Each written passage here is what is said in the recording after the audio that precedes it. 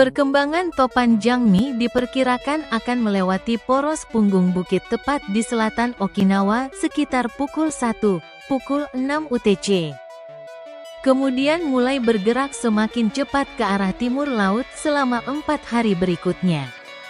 Perakiraan cuaca menunjukkan pusat badai Jangmi akan bergerak tepat di sebelah barat rantai Kepulauan Ryukyu Utara.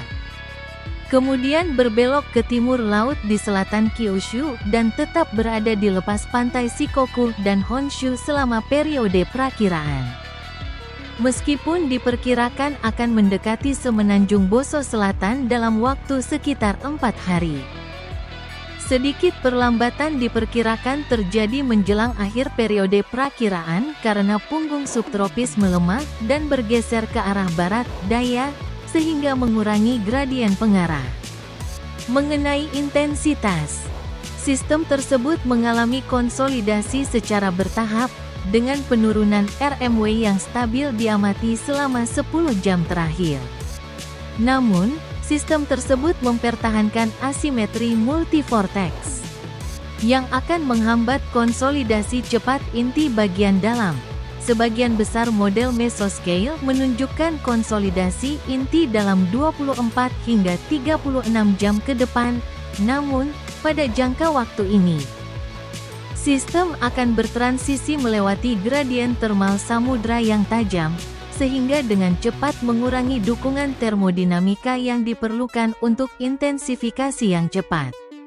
Meskipun demikian, peningkatan kecepatan tambahan sebesar 30-35 km per jam, 15-20 knot, selama 24 jam ke depan adalah hal yang wajar sebelum sistem tersebut bertemu dengan perairan yang lebih dingin. Oleh karena itu, Jangmi akan mencapai intensitas puncak 155 km per jam, 85 knot, dalam 24 jam. Kemudian mempertahankan intensitas tersebut selama kurang lebih 12 jam sebelum mulai melemah secara bertahap selama sisa periode perkiraan. Sistem ini akan memulai transisi ekstratropis, ETT, saat mendekati titik terdekatnya, titik pendekatan terdekat, ke Yokosuka, dan menyelesaikan transisi sebagai tekanan rendah ekstratropis berkekuatan badai dalam 5 hari. Model berbasis fisika dan model berbasis AI telah mulai menyatu pada solusi lintasan umum. Dengan bifurkasi berbeda yang diamati dalam simulasi model sebelumnya, kini telah teratasi. Model berbasis AI terutama ditempatkan di sepanjang tepi timur selubung. Sedangkan model NWP deterministik menempati sisi barat dari rata-rata konsensus.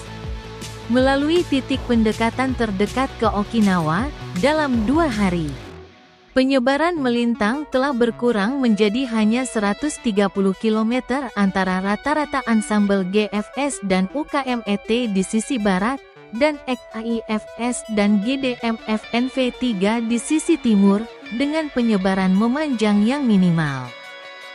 Dalam 3 hari, selisih lintasan silang meningkat menjadi 100 mil laut. Dan ketidakpastian sepanjang lintasan mulai muncul antara model berbasis AI yang lebih cepat dan panduan deterministik yang lebih lambat. Menjelang akhir periode perakiraan, selisih lintasan silang meningkat menjadi hampir 200 mil laut, sementara selisih lintasan memanjang meningkat menjadi 463 km antara model GFS yang tertinggal dan panduan berbasis AI yang dipercepat. Perakiraan JTWC diposisikan di dekat pelacak super ensemble eksperimental, sekumpulan 5 model ensemble, dan sedikit lebih cepat daripada rata-rata konsensus tradisional. Dengan tingkat kepercayaan perakiraan yang tinggi, panduan intensitas masih beragam.